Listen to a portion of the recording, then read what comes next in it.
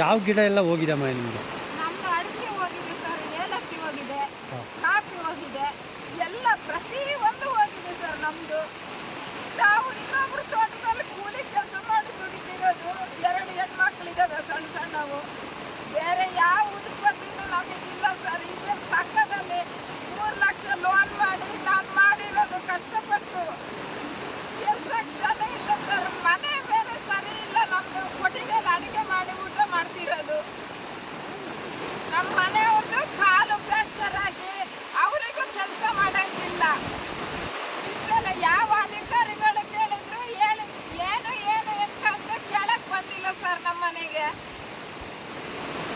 ನಾವು ಹೆಂಗ್ ಸರ್ ಜೀವನ ಮಾಡೋದು ಹೇಳಿ? ನಾವು ಇಷ್ಟು ಕಷ್ಟಪಟ್ಟು ಇನ್ನ ಮುಂದೆ ಆದ್ರೂ ಜೀವನ ಮಾಡ್ಬೋದಲ್ಲ, ಬರುತ್ತಲ್ಲ ಅಂತ ಗೋಳು ಬರ್ತಿದ್ವಿ. ಏನು ಇಲ್ದೇನೆ ಪರಿಸ್ಥಿತಿ ಹೀಗಾಗಿದೆ ಸರ್. ನಾವು ಏನ್ ಮಾಡೋದು ಹೇಳಿ? ನೀವೇ ಏನಾದ್ರೂ ಇದು ಮಾಡ್ಬೇಕು ಸರ್ ನಮಗೆ.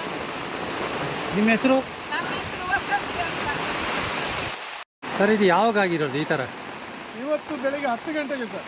10 ಗಂಟೆಗೆ 10 ರಿಂದ 12:30 ತನಕ ಇದೇ ಥರ ನಾವು ನೋಡಿ ಹೆದರಿ ಎಲ್ಲ ಮನೆ ಹತ್ತಿರ ಎಲ್ಲ ಸಿಟೌಟ್ವರೆಗೂ ಬಂದಿದೆ ನೀರು. ನನ್ನ ಮನೆದು ಎಲ್ಲ ಅಡಿಕೆ ಗಿಡ ತೋಟೆಲ್ಲ ನಾವೆಲ್ಲ ಸಾಲ ಮಾಡಿ ಧರ್ಮಸ್ಥಳ ಸಂಘದಲ್ಲಿ 3 ಲಕ್ಷ ತೆಗೆದು ಗಿಡ ನೆಟ್ಟು ಇಷ್ಟು ಕಷ್ಟಪಟ್ಟು ಇವತ್ತು ನಾನೀಗ 4:15ಗೆ ಪಂಚಾಯತಿಗೆ ಹೋಗಿ ಹೇಳಿದಾಗ ಅಲ್ಲಿ ಒಬ್ಬರು ಸಿಕ್ಕಿದ್ರು. ಅವ್ರಿಗೆ ಹೇಳಿದೆ, ಅವ್ರು ಹೇಳಿದ್ರೆ ಸೋಮವಾರದವರೆಗೂ ಪಿ.ಡಿ. ಅಲ್ಲ, ಸೋಮವಾರ GPS ಫೋಟೋ ಮಾಡಬೇಕು.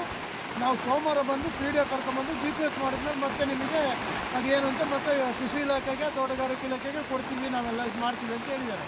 ಅದು ನಮಗೆ ಇವತ್ತು ರಾತ್ರಿ ನಾವು ಮಲಗೋದು ಹೆಂಗೆ ಕಷ್ಟ, ಈ ನೋಡ್ಕೊಂಡು ನಾವು ಹೆಂಗೆ ಬದುಕೋಕ್ಕಾಗುತ್ತೆ?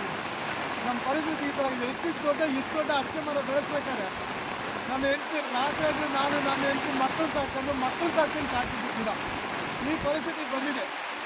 ಯಾರು ಕೇಳೋರು ಇಲ್ಲೇ ಇಲ್ಲ ನಮಗೆ.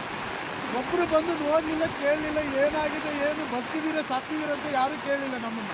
ಈಗ ತಹಸೀಲ್ದಾರ್ ಕೂಡ ಈ ಭಾಗಕ್ಕೆ ಬಂದಿದ್ರು, ಎಲ್ಲರೂ ಬಂದಿದ್ರು, ಮಾಹಿತಿ ನಮ್ಮ ಮನೆ ಹತ್ರ ಯಾರು ಬಂದಿಲ್ಲ. ಅಲ್ಲ, ಮಾಹಿತಿ ಎಲ್ಲರೂ ನೀಡಿದ್ರು ಅವರಿಗೆ? ಮಾಹಿತಿ ಅವರಿಗೆ ನಾವು ತಹಸೀಲ್ದಾರಿಗೆ ಯಾರು ನೀಡಲಿಲ್ಲ. ಆದರೆ ಅವ್ರು ಯಾರ ಹತ್ರ ಕೇಳ್ಕೊಂಡ್ರು ಬರುವುದಿತ್ತು. ಇಲ್ಲೆಲ್ಲ ಪ್ರತಿಯೊಬ್ಬರಿಗೂ ಗೊತ್ತಿತ್ತು ನನ್ನ ತೋಟ, ಅಶೋಕನ ತೋಟ ಪೂರ ಹೋಗ್ತೀವಿ ಅಂತ ಅವರೆಲ್ಲ ಹೇಳ್ತಾ ಇದ್ದಾರೆ. ಅವ್ರ ತೋಟ ಅಲ್ಲ ಪಾಪ ಹೋಗ್ತಂತಂದು ರಿವರ್ ಹಿಡಿದು ಹೋಮ್ಸ್ ಶ್ರೇಣಿಕ್ ಅವರು ಬೊಬ್ಬೆ ಹೊಡೆದು ಕಿರ್ತಾ ಇದ್ರು ಅವಾಗಿಂದ. ಅವ್ರು ಹೇಳ್ತಿದ್ದಾರೆ, ನಾನು ಅಲ್ಲಿ ಕೆಲಸ ಮಾಡ್ತಿದ್ದಾಗ ಕರೆದ್ರು ನನ್ನ, ನಿನ್ನ ತೋಟ ಪೂರ ಹೋಗ್ತಂಟು, ಮರ ಬಂದೆಲ್ಲ ನಿಂತಿದೆ, ಎಲ್ಲ ಹೋಗ್ತಂಟು, ಎಲ್ಲಿದೆ ಮನೆಯಿಂದ ನೀವು ಬೇರೆ ಕಡೆ ಶಿಫ್ಟ್ ಆಗಿ ಮನೆ ತೊಳ್ಕೊಂಡು ಹೋಗ್ಬೇಕಂತೀವಿ. ನನ್ನ ಮನೆ ಶಿಫ್ಟ್ಔಟ್ವರೆಗೂ ನೀರು ಬಂದಿದೆ ಒಳಗೆ. ನಿಮ್ಮ ಹೆಸರು? ಅಶೋಕ್ ಅಂತೇಳಿ.